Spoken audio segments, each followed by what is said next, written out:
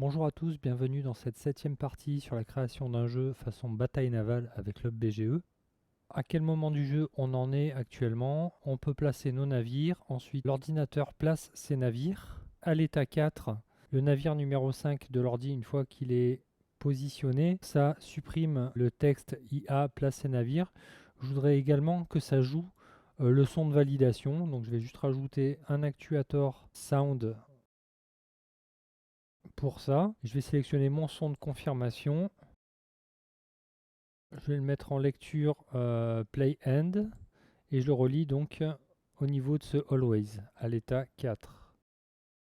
Pour l'instant dans le jeu, on va laisser visible donc les bateaux et les petites briques bleues qui signalent la position du bateau. Ça sera utile pour la suite de la création du jeu. Donc on va créer une nouvelle collection. Donc je vais faire clic droit tout en haut de la hiérarchie sur scène collection, new collection. Donc je vais l'appeler combat. Donc dans cette collection, je vais y mettre les éléments qui vont servir soit au joueur, soit à l'ordinateur de cibler, tirer dans la grille adverse avec les messages qui vont bien. Donc je vais masquer mon menu 1, celui où il y a Play Kit avec le curseur. OK. Je vais sélectionner mon empty qui sert à afficher le message occupé. Je vais faire Shift S pour placer le curseur à cet endroit-là, donc cursor to active. Donc je m'assure que je suis bien dans ma collection combat. Et là, je vais rajouter un nouvel empty. Comme on a déjà un empty à cet endroit-là de type arrow, je vais mettre autre chose. On va mettre un empty de type sphère.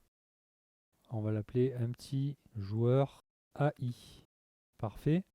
Je vais rajouter un texte, un premier texte. Ce premier texte, dans les réglages de texte, je vais le centrer horizontalement. OK. Et à la place, on va écrire tour de point joueur. Parfait. Je vais lui attribuer une couleur. Donc un nouveau matériel, on va l'appeler tour. Je vais lui mettre une couleur verte aussi, qui ne sera pas clignotante cette fois. Et là, je vais le renommer aussi texte tour joueur. Alors je vais le dupliquer, Shift D, relâcher. Je vais masquer du coup le premier ici dans l'outliner, texte joueur. Le deuxième, alors déjà je vais changer son texte. On va l'appeler tour IA. Et là, je vais le renommer texte tour IA. Je vais le masquer également pour l'instant. Bon, on peut le laisser, hein. On peut les laisser en fait afficher, c'est pas grave. Donc maintenant, je vais retourner sur l'empty et je vais lui rajouter une propriété de jeu de type nombre entier qui à la base sera 0. On va l'appeler tour. Et donc quand il aura la valeur 1, ça sera au joueur de jouer. Quand il aura la valeur 2, ça sera à l'IA de jouer. Je vais resélectionner mon navire 5 de l'ordinateur à l'état 4 et en plus mon empty. Donc cet empty joueur AI, d'ailleurs c'est pas AI, c'est IA, pareil, mais bon, juste la nomination ça me plaît pas. C'est pas Artificial Intelligence, c'est Intelligence Artificielle. Voilà, comme j'ai mis comme ça depuis le début. Donc je sélectionne mon bateau 5 de l'ordinateur, je sélectionne l'empty joueur IA et à l'empty joueur IA, je rajoute un actuator de type propriété pour lui dire d'assigner à la propriété tour la valeur 1 et je le relis au même always qu'il y a à l'état 4 pour le navire IA 005 et donc là on va dire assigne joueur. Maintenant, je vais sélectionner les deux textes que j'ai rajoutés dans la collection combat, donc texte tour IA et texte tour joueur. Pour les deux, déjà, je vais rajouter la fonction invisible dès le début du jeu. Sauf que je ne vais pas le rajouter directement, je vais juste le faire en dépendance de la propriété de l'empty joueur. Donc je sélectionne mes deux textes plus l'empty. L'empty, je vais lui rajouter un sensor propriété, je sélectionne tour, je mets si valeur 0 Alors, donc je rajoute un contrôleur AND à l'empty. Et là, je rajoute un actuateur visibilité pour le texte tour IA et pour le texte tour joueur. Je décoche visible et je le relie donc à cette évaluation de propriété. Donc, je vais rajouter un sensor maintenant à l'empty, donc un sensor propriété, pour évaluer si la propriété tour est égale à 1. Si la propriété tour est égale à 1, donc je rajoute un contrôleur AND, toujours à l'empty, alors le texte tour joueur sera visible. Donc je rajoute un actuateur visibilité. Là, je laisse cocher visible et je le relie. Et forcément, si texte tour c'est 1, que texte joueur est visible, il faut aussi que je relie à l'invisibilité pour le texte tour IA. Et maintenant, on va faire l'inverse. Donc je rajoute encore un sensor propriété à l'empty. Cette fois-ci, ça va être pour évaluer si la propriété tour est égale à 2. Je rajoute un contrôleur AND, je relie. Cette fois-ci, je rajoute un actuateur visibilité à texte tour IA. Je laisse visible et je relie. Et donc, forcément, ça rendra texte tour joueur invisible. Donc je relie aussi. Là, si je lance le jeu, à la fin du placement des navires de l'ordi, je devrais avoir le texte joueur 1 qui apparaît.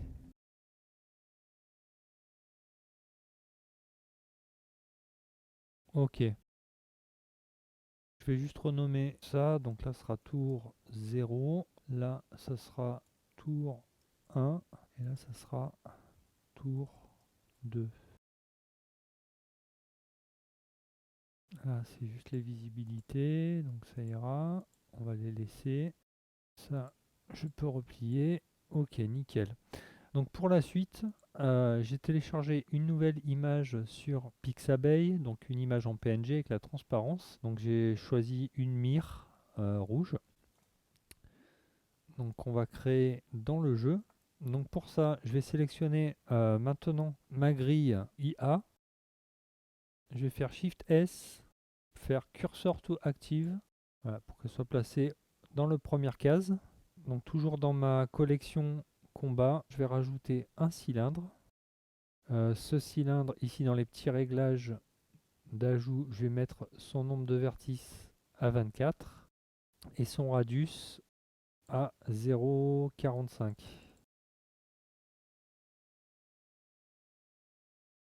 Et le depth, donc son épaisseur, on va la mettre à 0,2.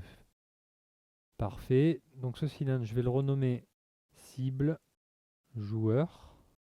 Je vais lui rajouter donc un matériau.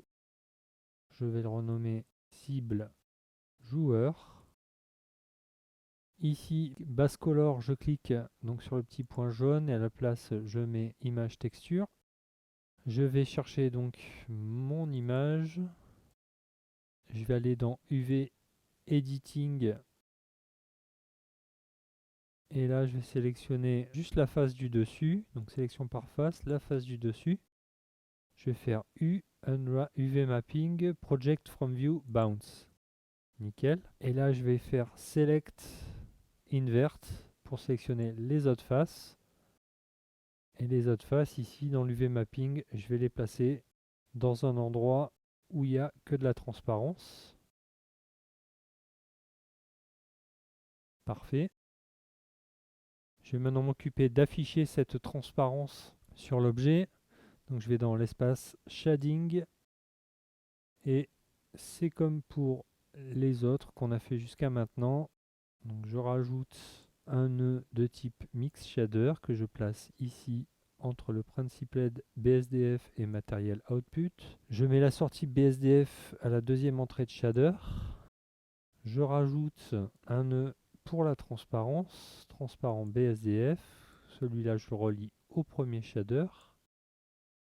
Et je vais récupérer l'alpha de mon image pour la connecter au FAC du Mix Shader. Et je n'ai plus qu'à aller ici dans les settings des Material Properties pour placer le Blend Mode de opaque à Alpha Blend. Elle est vachement fine quand même, je trouve. Je lui donnerais bien un peu plus d'épaisseur, moi. On voit pas trop le rouge en fait. Je vais passer en mode édition et en sélectionnant la face du dessus, je vais faire un inset pour créer une face qui ne contient que le rouge. Ensuite, on va faire un scale donc de ce contour intérieur à 0.9. Ça va agrandir l'épaisseur du rouge autour. Ok. Et là, voyons voir. Allez, on va dire que c'est pas mal. Donc cette cible, quand elle sera à l'état 1, qui est son état initial, elle n'est pas active, donc invisible. Donc je vais rajouter un Always avec un contrôleur Hand et un actuateur visibilité. Je relie tout ça, je décoche visible. Ensuite, elle passera à l'état 2, là où elle sera active et qu'on pourra la déplacer, une fois que le bateau 5 de l'ordinateur aura validé et que donc la propriété de jeu tour de l'empty passera à 1. Donc je sélectionne ma cible plus l'empty. L'empty, on a déjà la condition si tour égale 1. Alors, je vais décocher ça. Ok. Donc je vais juste rajouter à ma cible un actuateur state pour passer à l'état 2. Je le renomme go state 2 et je le relie donc à si tour égale 1 de l'empty joueur IA. Donc maintenant pour la cible joueur, je déroule l'état des contrôleurs, je passe à l'état 2, je lui rajoute un always avec un contrôleur hand. Et là, je rajoute un actuateur visibilité. Cette fois, je laisse cocher visible et je le relie. Donc là maintenant, si j'essaye ça dans le jeu, donc au début, elle ne devrait pas apparaître. Et une fois que le bateau 5 aura validé sa position pour l'ordinateur, la cible devrait apparaître et également le texte tour de point joueur.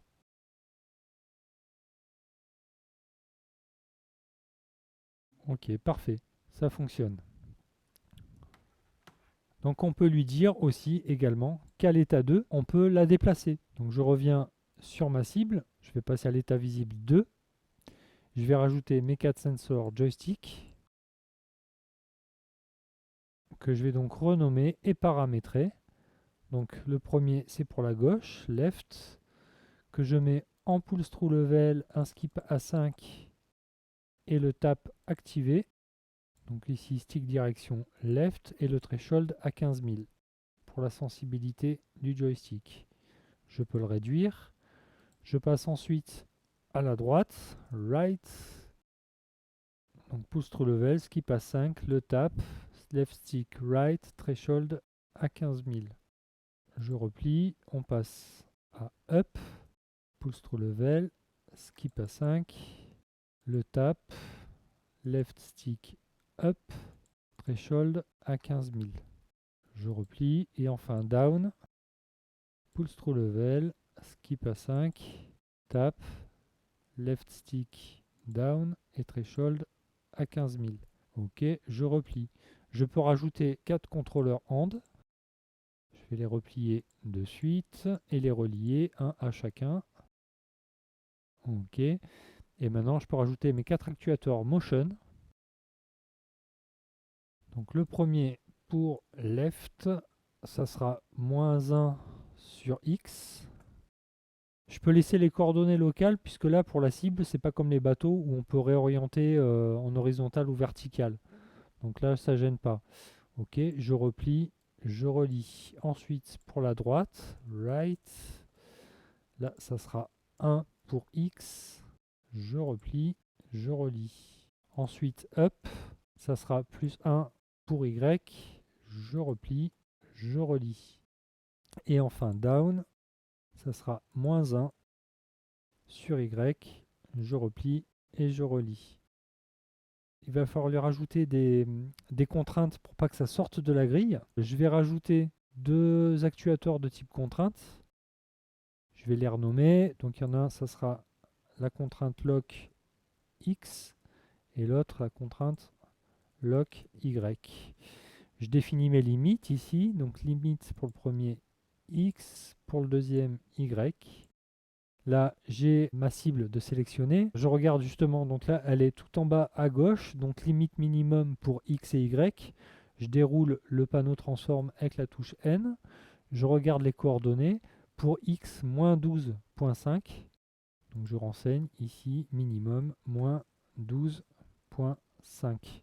Et pour y, donc on est à 0.5. Donc 0.5. Donc je vais déplacer maintenant cette cible tout en haut à droite, à la dernière case, et je regarde les coordonnées. Au maximum pour x, ça sera moins 3.5. Donc moins 3.5. Et pour y, 9.5. 9.5. Ok, parfait. Je peux les replier, ces deux contraintes, et les relier au always qu'on a à l'état 2, qui relie déjà le fait que la cible soit visible. Tac et tac. Je vais les remonter pour éviter le nœud ici. Ok, parfait. Donc là, quand la cible apparaît, je devrais pouvoir, n'importe où qu'elle soit d'ailleurs, bon, je vais la replacer à son bon endroit, n'importe où qu'elle soit, je vais pouvoir la déplacer sans sortir de la grille. Allez, on essaye ça. Ok, placement des navires de l'ordi. La cible apparaît, je peux la déplacer. Il y a juste ce petit truc qui déconne où elle prend en compte les contraintes, mais elle y va quand même avant de se replacer. Alors que les bateaux, ça faisait pas ça. Je sais pas pourquoi ça fait ça. Si quelqu'un a une idée, il peut me donner son avis dans les commentaires. Voilà, je suis tout oui. Mais bon, on va dire que pour l'instant, ça ira. Alors on va juste rajouter encore une chose, c'est le son. Donc à l'état 2, je veux également que ça joue le son. Donc à l'état 2, je vais juste rajouter un actuateur sound. Sélectionner mon son change, le mettre en mode de lecture play end. Je vais le renommer change. Je peux le replier et je vais le relier donc à chaque sortie de contrôleur au niveau des directions. Parfait. Cette cible, il y aura besoin de savoir, en fonction de la case où elle est, qu'est-ce qu'il se passe sur cette case. Est-ce qu'il n'y a rien? Est-ce qu'il y a un bateau? Ou est-ce que c'est une case où on a déjà tiré? Donc bien que là, pour le premier coup, il n'y aura pas de case où on a déjà tiré, mais c'est la première chose dont on va s'occuper.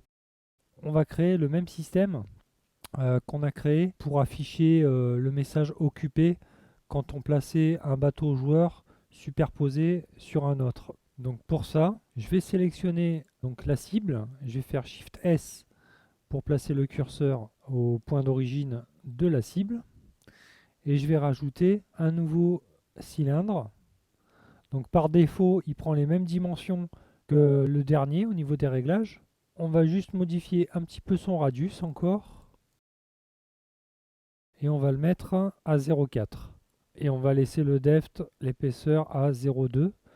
Et le nombre de vertices, on peut le laisser à 24. Donc ce cylindre, on va le renommer déjà. Donc là, il est apparu dans la collection combat.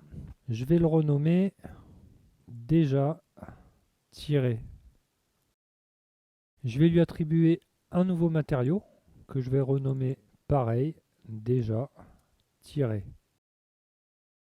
Je vais lui mettre une couleur. Allez, on va changer, on va mettre du jaune. Et je vais aller le placer dans la collection Edit Object. Ok, pour l'instant je le laisse visible. Donc je vais resélectionner maintenant mon empty joueur IA et je vais faire Shift S pour placer le curseur à cet endroit. Cursor to active. Et là je vais rajouter un texte. Alors je vais masquer menu 01, on y verra un peu mieux. Donc ce texte, dans les réglages de texte, je le centre horizontalement. Et on va écrire pareil, déjà tiré. Je vais le redescendre donc sur Y de 0,8 mètres et je vais lui attribuer également la couleur qu'on a attribuée pour le cylindre déjà tiré.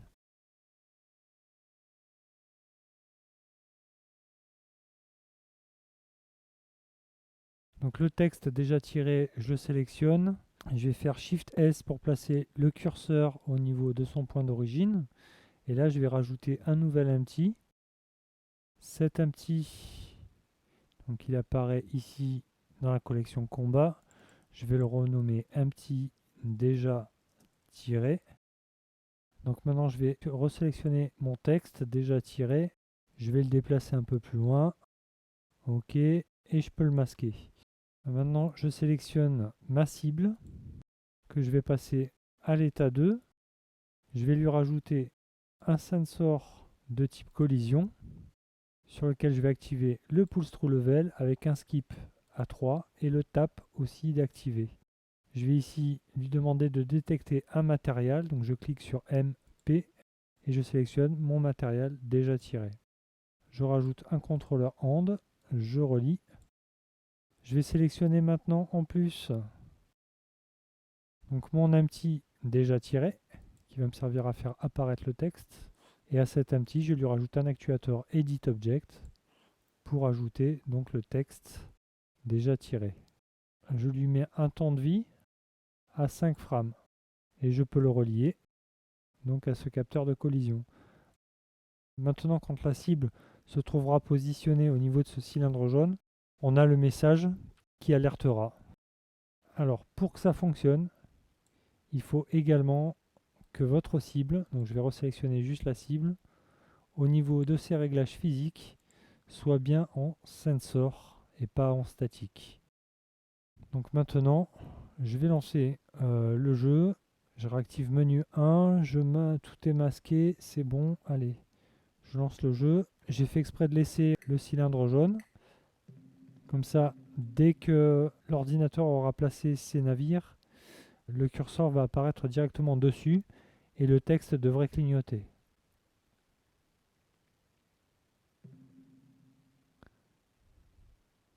Ok, je vais décaler d'une case, on est bon. Je reviens dessus, on est toujours bon. Donc maintenant, je vais lui dire de valider une position et de passer à l'état 3. Donc je vais sélectionner l'état 2, je vais rajouter un sensor joystick pour le bouton croix de la manette, donc le A bouton. Je vais rajouter un contrôleur hand, je le relie et je vais rajouter de nouveau un sensor collision que je vais mettre en invert pour capter également déjà tiré. Donc là, c'est si j'appuie sur X et que je ne capte pas ce matériau, alors c'est bon, je peux valider et passer à l'état 3. Donc là, je lui rajoute un actuateur state, je relie et je coche l'état 3. Je vais le renommer Go State 3. Et en plus, ça va également me faire un Add Object du cylindre déjà tiré pour signaler la position. Donc je rajoute un actuateur encore, cette fois-ci Edit Object. Je le relie également. Et donc ça sera pour ajouter déjà tiré. Déjà tiré. Parfait. À ce moment-là, ça validera et passera donc le curseur à l'état 3 où je ne pourrai plus le déplacer. Et là, il se passera encore d'autres choses. On va vérifier. Donc maintenant, pour revérifier ça, il faut cette fois-ci que je masque le cylindre déjà tiré dans ma collection Edit Object. Et là, on peut réessayer ça.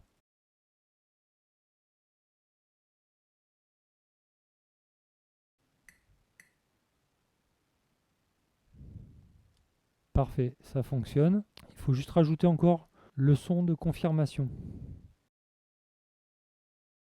Donc à l'état 2, alors le joystick je vais le renommer, c'est A bouton.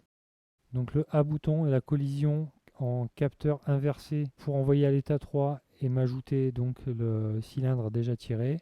Je vais demander que ça me joue également le son.